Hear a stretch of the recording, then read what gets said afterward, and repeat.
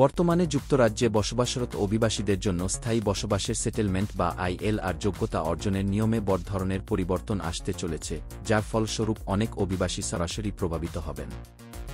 2025 সালের দিকে যুক্তরাজ্য সরকার একটি নতুন ইমিগ্রেশন হোয়াইট পেপার প্রকাশ করেছে, যেখানে বলা হয়েছে বর্তমানে প্রচলিত 5 বছরের কোয়ালিফাইং পিরিয়ডকে বাড়িয়ে 10 বছর করা হবে সেটেলমেন্ট পাওয়ার জন্য।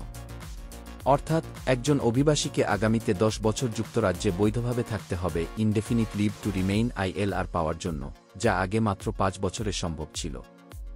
এই নতুন প্রস্তাবটি এখনও আইনে পরিণত হয়নি, তবে এটি ইতিমধ্যে হাউস অব পার্লামেন্টে আলোচনার জন্য পাঠানোর পথে এবং পরবর্তী 1 বছরের মধ্যে কার্যকর হওয়ার সম্ভাবনা রয়েছে।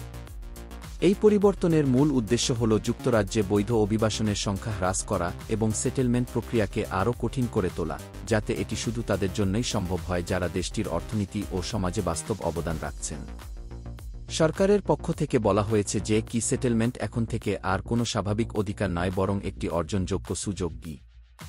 এর মানে হল বিদেশি নাগরিকদেরকে এখন শুধু বৈধভাবে থাকার চেয়ে বেশি কিছু করতে হবে। তাদেরকে যুক্তরাজ্যের সমাজ ও অর্থনীতিতে সত্যিকার অবদান রাখতে হবে, ট্যাক্স দিতে হবে এবং সমাজে কার্যকর অংশগ্রহণ নিশ্চিত করতে হবে।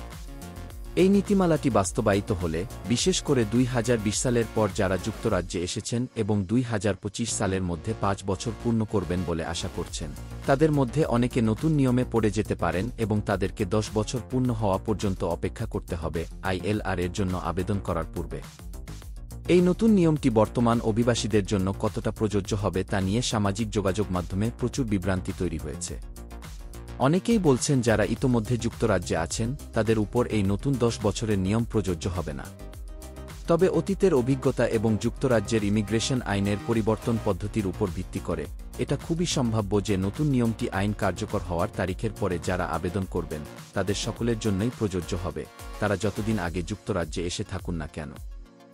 উদাহরণস্বরূপ, অতীতে ওয়ার্ক পারমিটের ক্ষেত্রে 4 বছর থেকে 5 বছর করা হলে যাদের মাত্র 6 মাস বাকি ছিল তাদেরকেও নতুন 5 বছরের নিয়মে যেতে হয়েছে। আবার 2024 সালের এপ্রিল মাসে যখন 10 বছরের লফুল রেসিডেন্স রুল পরিবর্তন করে 8 বছর করা হয়, তখনও কেবল সেই পরিবর্তনের তারিখের পর যারা আবেদন করেছিল তাদের উপরই নতুন নিয়ম প্রযোজ্য হয়েছে। সুতরাং যুক্তরাজ্যে বর্তমানে বসবাসকারী আনুমানিক 1.5 মিলিয়ন অভিবাসী যারা 2020 সালের পর এসেছেন, তারাও এই নতুন নিয়মের আওতায় পড়ে যেতে পারেন যদি তারা নতুন আইন কার্যকর হওয়ার আগে আইএলআর এর জন্য আবেদন করতে না পারেন। তবে কিছু ব্যতিক্রমও থাকবে। ব্রিটিশ নাগরিকদের ডিপেন্ডেন্ট যেমন স্বামী, স্ত্রী বা সন্তানদের ক্ষেত্রে এখনও 5 বছরের কোয়ালিফাইং পিরিয়ডই প্রযোজ্য থাকবে। সরকার এই অংশটি হোয়াইট পেপারে স্পষ্টভাবে উল্লেখ করেছে। এছাড়াও নতুন নীতিতে একটি ধারা অন্তর্ভুক্ত করা হয়েছে যেখানে বলা হয়েছে যারা যুক্তরাজ্যের অর্থনীতিতে গুরুত্বপূর্ণ অবদান রাখছে এবং সমাজে সক্রিয়ভাবে অংশ নিচ্ছে তারা 10 বছর পূর্ণ হওয়ার আগেও সেটেলমেন্ট পেতে পারে। তবে সেটা নির্ভর করবে তাদের অবদান, ইনকাম, ট্যাক্স হিস্ট্রি এবং অন্যান্য ফ্যাক্টরের উপর। সব মিলিয়ে নতুন এই প্রস্তাবনা বাস্তবায়িত হলে সেটেলমেন্ট প্রক্রিয়া অনেক বেশি কঠোর হবে এবং অধিকাংশ অভিবাসীর জন্য অপেক্ষার সময় বেড়ে যাবে দ্বিগুণ। তাই বর্তমান অভিবাসীদের উচিত এখন থেকেই তাদের কেস রিভিউ করা এবং নতুন আইনের আগেই আবেদনযোগ্য হলে দ্রুত আবেদন করে ফেলা, কারণ একবার আইন কার্যকর হয়ে গেলে তা থেকে ব্যতিক্রম পাওয়ার সম্ভাবনা খুবই সীমিত হবে।